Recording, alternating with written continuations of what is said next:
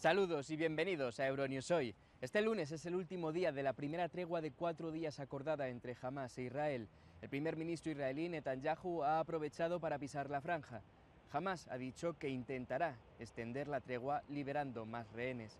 La ONU dice que la tregua se está respetando en Gaza y que ha permitido que aumente la entrega de ayuda humanitaria.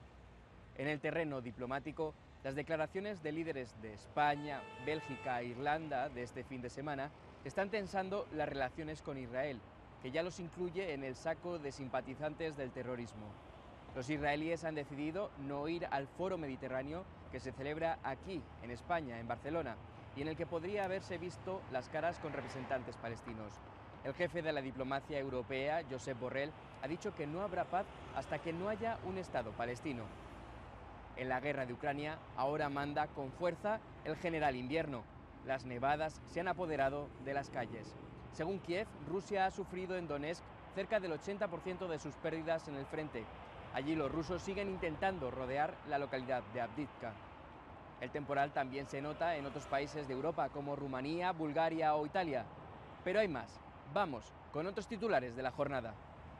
El Etna despierta. El cráter sureste del volcán siciliano comenzó el 19 de noviembre una actividad eruptiva que se ha intensificado en los últimos 3 días. La Cumbre Mundial del Clima de Dubái arranca el próximo jueves con muchos interrogantes y la necesidad de acelerar las ambiciones y compromisos. El novelista irlandés Paul Lynch gana el prestigioso premio Booker 2023 por La canción del profeta. Tras permanecer algunos siglos en la fachada de un edificio en una concurrida calle del centro de Florencia, una escultura de Donatello ha sido trasladada al Museo del Bargello. Más de 3 docenas de presos palestinos han vuelto a Cisjordania tras ser liberados por Israel. Tanto Hamás como Israel habrían dado una respuesta positiva a una propuesta de Egipto y de Qatar para ampliar la tregua en la franja de Gaza. De confirmarse, implicaría la extensión de la misma a otros 4 días con las mismas condiciones iniciales. Para ello, Hamás necesitaría localizar a docenas de rehenes retenidos en Gaza por otros grupos distintos, incluida la Yihad palestina. Este domingo también fueron liberados por Hamás 14 rehenes israelíes, incluidos 9 niños y 4 ciudadanos extranjeros. Entre los liberados se encuentra la primera rehén estadounidense, una niña de 4 años con doble nacionalidad israelí y estadounidense. La familia de Abidori se reencontró después de que madre e hija pasaran 50 días secuestradas por Hamás. El domingo también el primer ministro Benjamin Netanyahu se convirtió en el primer líder israelí en entrar en Gaza en 2 décadas.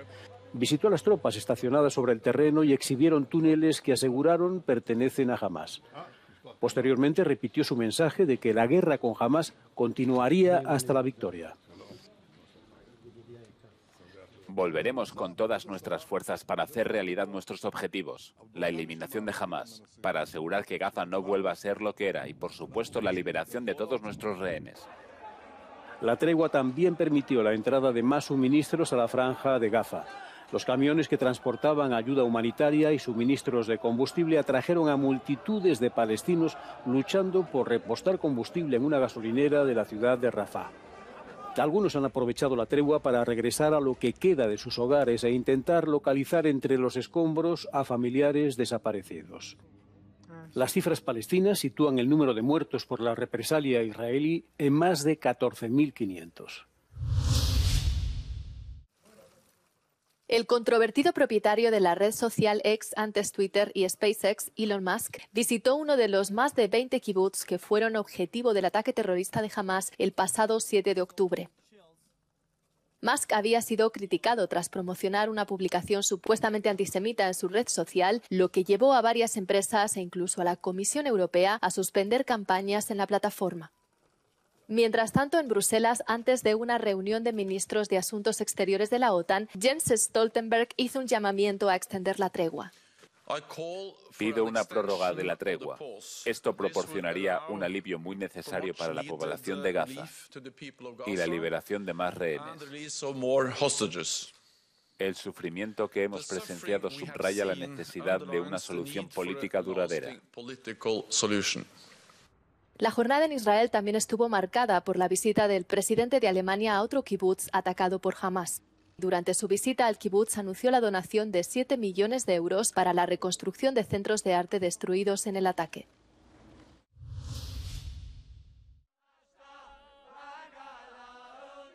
Miles de personas se manifiestan contra el antisemitismo en Londres. Una multitudinaria manifestación congregó este domingo a miles de personas, entre ellas el ex primer ministro británico Boris Johnson, en el centro de Londres para protestar contra el antisemitismo. Una protesta que se produce un día después de que una gran manifestación pro-palestina pidiera un alto el fuego total en la guerra entre Israel y Hamás. Quiero apoyar a Israel. Quiero ver liberados a los rehenes de Gaza. Pero también soy una orgullosa judía británica. Me encanta vivir en este país y quiero que sea un lugar seguro para todos los judíos. Recientemente ha habido muchos ataques e intimidación a raíz de los recientes acontecimientos. Y es bueno mostrar a todo el mundo en el Reino Unido que no estamos solos. Mientras tanto, en España, cientos de manifestantes en Barcelona y Mérida marcharon en solidaridad con los palestinos para exigir que se prorrogue la tregua de 4 días en la Franja de Gaza. El alto el fuego es el primer cese de los combates desde que el ejército de Israel forzó desplazamientos masivos de la población y desató una represalia en Gaza. Está siendo masacrado una vez más por el Estado de Israel. En poco más de casi 2 meses, más de 15.000 personas han sido asesinadas, 6.000 de ellos niños y niñas. Como seres humanos tenemos que tener una respuesta porque esta situación es insoportable. Sin embargo, Israel ha dicho que el alto el fuego podría ampliarse si Hamás continúa liberando al menos 10 rehenes por día.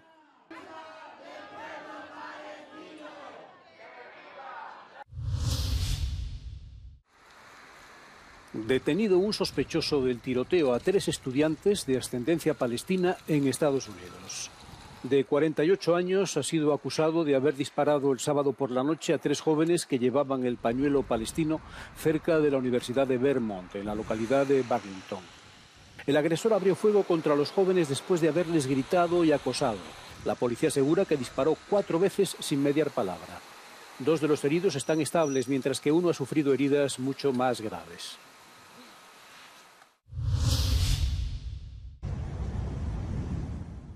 Casi 2 millones de personas se quedaron sin electricidad este lunes en Rusia, Crimea anexada y algunas regiones ocupadas de Ucrania debido a una megatormenta de nieve que aumenta la presión sobre la frágil red eléctrica del país, castigada por la guerra.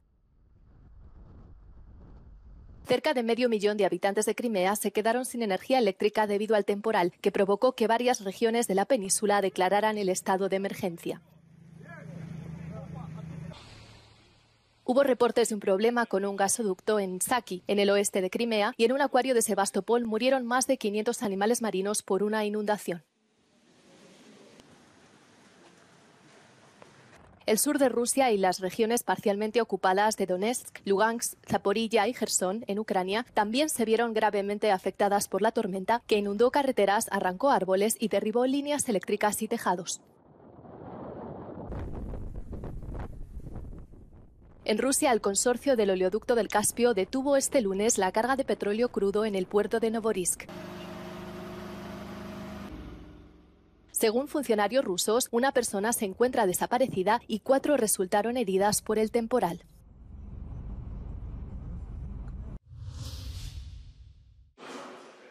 El foro Grano de Ucrania, celebrado en Kiev, ha recaudado más de 90 millones de euros para comprar cereales para los países más necesitados. Zelensky explicó en el encuentro que la invasión de Ucrania y el bloqueo ruso de las exportaciones ucranianas han provocado una fluctuación en los precios de los alimentos. La agresión de Rusia en el Mar Negro ha creado la mayor amenaza a la estabilidad mundial en términos de suministro de alimentos en décadas. Utilizar el hambre como arma es un elemento de la política de genocidio. Cualquier Estado que haga este tipo de cosas debe rendir cuentas por ello. En la cumbre participaron numerosas naciones, cuyos presidentes y primeros ministros acudieron de forma presencial y telemática. Países como Lituania e Italia confirmaron que contribuirían con 2 millones de euros cada uno para ayudar a llevar cereales a los países que lo requieran. La Guardia Costera griega ha recuperado un cuerpo después de que un barco se hundiera en medio de fuertes vientos frente a la isla de Lesbos. Las esperanzas de hallar a otras 12 personas desaparecidas en el naufragio se desvanecen. Además de encontrar el cadáver del tripulante, una persona fue hallada viva aferrada a un barril en el mar. El capitán del barco informó de una falla mecánica el domingo por la tarde y luego emitió una señal de socorro antes de desaparecer del radar. Se cree que la bodega del barco se inundó debido al fuerte oleaje, lo que provocó su hundimiento. El Etna despierta.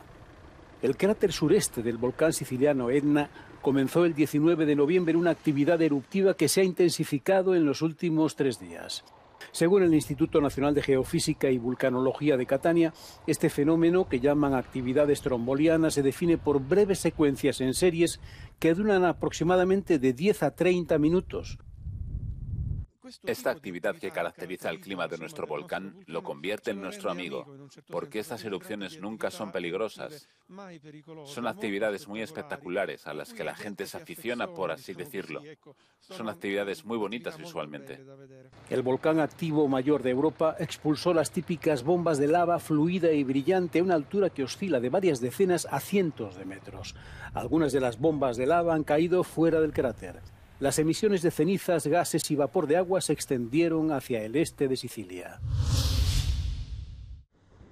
Muerte y destrucción tras el paso de una violenta tormenta por Europa del Este. Al menos 2 personas fallecieron en Moldavia y las intensas nevadas y los fuertes vientos registrados en el país y en la vecina Rumanía han dejado decenas de localidades sin electricidad y cuantiosos daños materiales. Numerosas carreteras han quedado cerradas al tráfico. En Bulgaria, la nieve y el viento han perturbado la circulación de vehículos en varias regiones y muchas de las vías terrestres están cerradas. La situación este fin de semana se preveía complicada, especialmente en el norte del país. La nieve llegó a la mayor parte de Serbia, ralentizando el tráfico y complicando de manera notable la circulación. En algunas regiones de la nación balcánica, el mal tiempo ha provocado la interrupción del suministro eléctrico. En gran parte de Europa, el final de noviembre llega acompañado de condiciones meteorológicas adversas. Una mujer de 81 años falleció en Roma al caerle encima un árbol, presumiblemente arrancado por los fuertes vientos que azotaron el sábado la capital de Italia y otras zonas del país.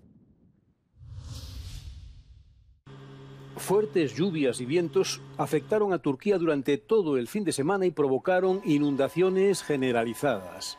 Los servicios meteorológicos emitieron un código naranja para la región de Antalya. La tormenta derribó un gran número de árboles y llegaron a formarse olas de varios metros en la costa. Varias embarcaciones resultaron dañadas. Las fuertes lluvias también paralizaron el tráfico rodado. Tras la tormenta, en Esmirna, la subida de la marea en plena tormenta provocó la inundación de algunos barrios cercanos a la costa.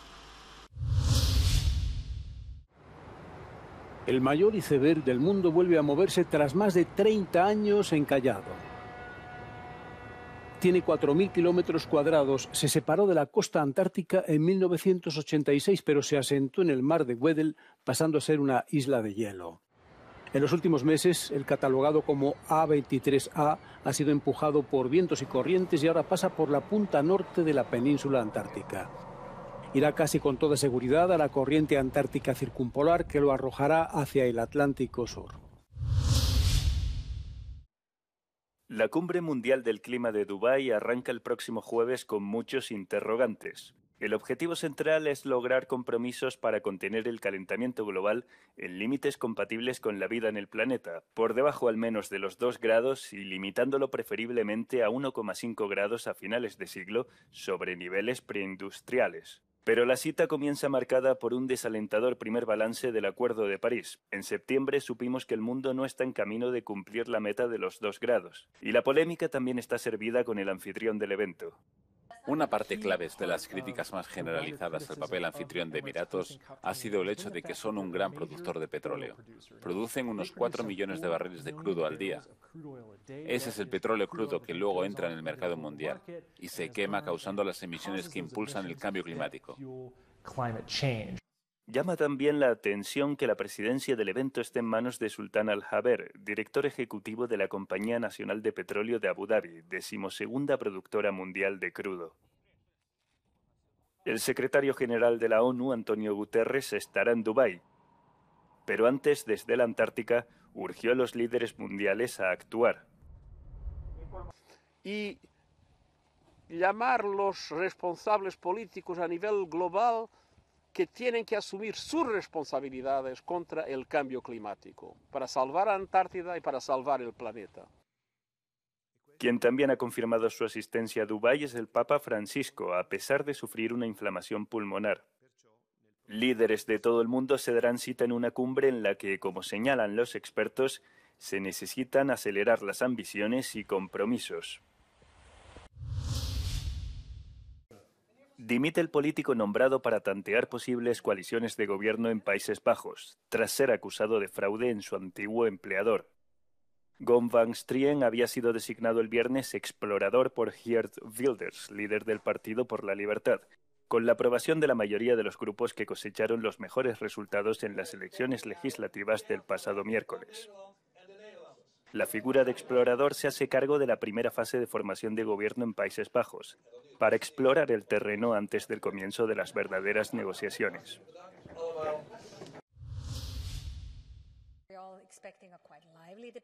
Del Help Catalonia, entonado por los independentistas catalanes tras el referéndum fallido de independencia en 2017, al Help Spain, que entona ahora la oposición a la ley de amnistía en España para los implicados en el intento secesionista. Españolistas y separatistas piden ayuda a Europa. Los conservadores españoles llevaron el debate a la Eurocámara y chocaron contra el mismo muro, la realidad de la política europea. Esta es y sigue siendo una medida interna para España. Más allá del debate en las instituciones y el recorrido que pueda tener en los tribunales, la pugna aquí entre españolistas e independentistas catalanes es conquistar la mente y los corazones de la opinión pública europea. De ello dependerán en gran medida sus futuras aspiraciones. Se espera que el relato en torno a la cuestión catalana sea uno de los temas centrales en las próximas elecciones europeas. Hay una batalla por el relato, eso es así, y hay unas elecciones europeas a la vuelta de la esquina, ¿no? Por tanto, ¿el terreno de juego se va a mover hacia Bruselas? Muy probablemente sí, será así. ¿Eso va a tener algún efecto por parte de las instituciones europeas? Ninguno, absolutamente ninguno. En la lucha por el relato, el reconocimiento en la propuesta de ley de amnistía de la existencia de un conflicto político en Cataluña por parte del Gobierno de España refuerza las tesis independentistas. La prioridad de este presidente ha sido muy clara, que es volver a situar a Cataluña en el primer plano de la agenda europea. Y esta ha sido una de nuestras prioridades. Aseguramos de que este es un mensaje claro, que es un conflicto político. Y ahora empezamos la segunda parte de nuestra negociación política, que es el hecho de que los catalanes quieren decidir su propio futuro. Pero la Unión Europea tiene otras prioridades, el auge de la ultraderecha y el euroescepticismo. Ya sean españolistas o independentistas catalanes, Bruselas necesita ahora aliados contra los enemigos de la Unión. En Barcelona, Jaime Velázquez, Euronews. Las autoridades de la India han activado un plan B para rescatar a los 41 obreros atrapados desde hace más de 2 semanas en un túnel en construcción en el norte del país. Después de numerosos contratiempos, las labores podrían dilatarse ahora durante días o incluso semanas. El domingo, las fuerzas de rescate comenzaron una nueva perforación, esta vez vertical, 3 días después de que el plan para abrir una cavidad horizontal hacia los obreros se detuviera por la avería de los equipos.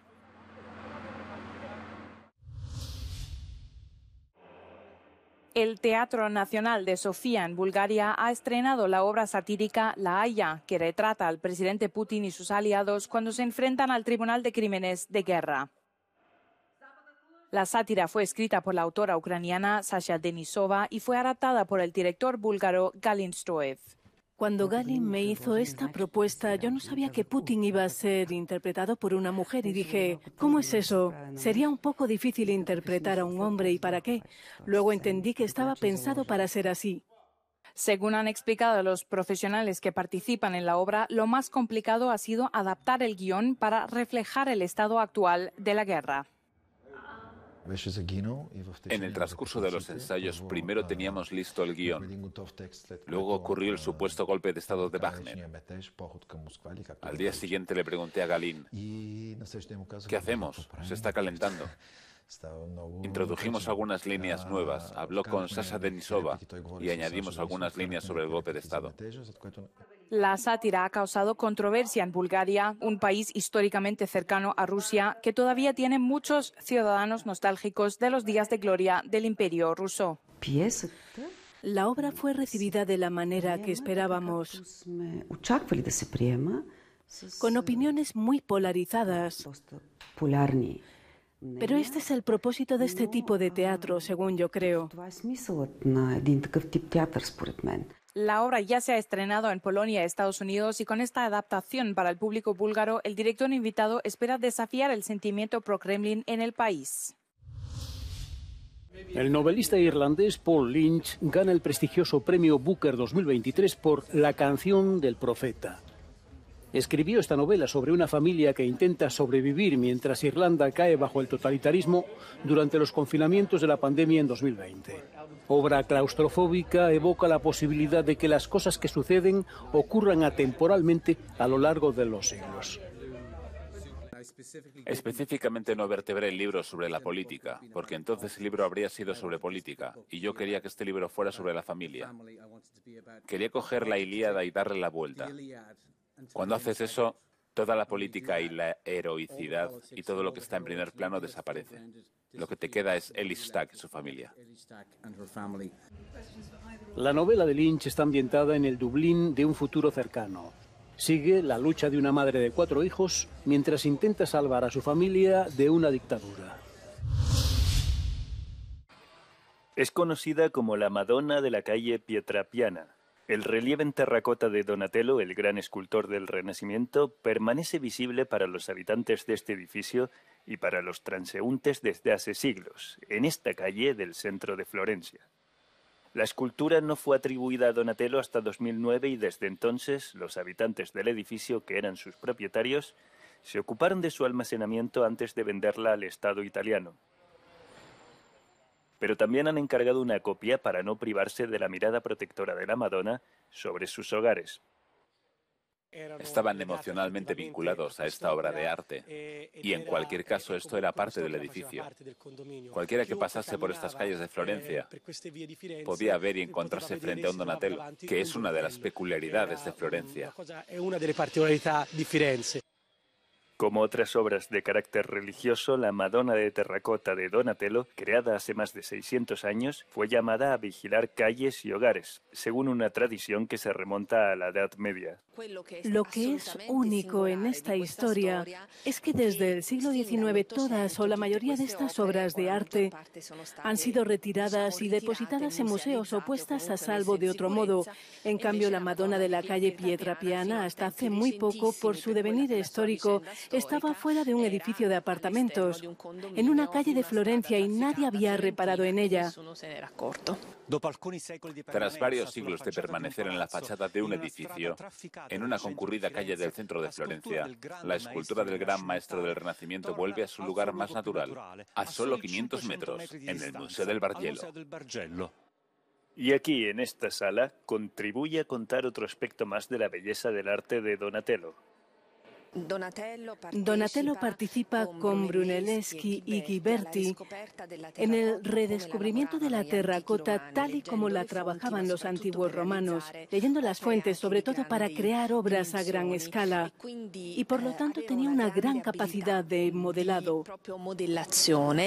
Hace solo unas semanas, la Madonna de terracota de Donatello encontró su nuevo hogar, enriqueciendo la ya apreciada colección del gran escultor en este museo. Luca Palamara per Euronews, Firenze. Francia vuelve a ganar el Festival de Eurovisión Junior y deja a España con la miel en los labios. La actuación de Zoé Clozier, joven cantante de 13 años, permitió a los franceses retener su título de campeones del popular evento. Con su potente voz, Clozier interpretó la canción Cœur, Corazón, un tema con ritmo pop sobre el acoso escolar, una situación de la que ella misma ha sido víctima. Así, con Cœur ha querido enviar un mensaje de esperanza a quienes hoy lo sufren. Este es el tercer triunfo para Francia en las 21 ediciones del festival. De esta manera alcanza a Georgia en un palmarés que ambos países lideran con 3 victorias cada uno. La española Sandra Valero, con su canción Love You, ocupó la segunda plaza de la clasificación final de la cita que tuvo lugar en el Palacio Nicaya de Niza. Logró 27 puntos menos que la ganadora. Este año, 16 países han luchado por el título en la ciudad francesa. Hasta aquí las noticias de este lunes. Les dejamos con el No Comment del día, en el que verán la apertura del mercado de Navidad y la encendida del árbol de Estrasburgo, en Francia. Gracias por seguirnos y por todos los me gusta que nos dejan en cada uno de nuestros informativos. Buenos días, buenas tardes, buenas noches.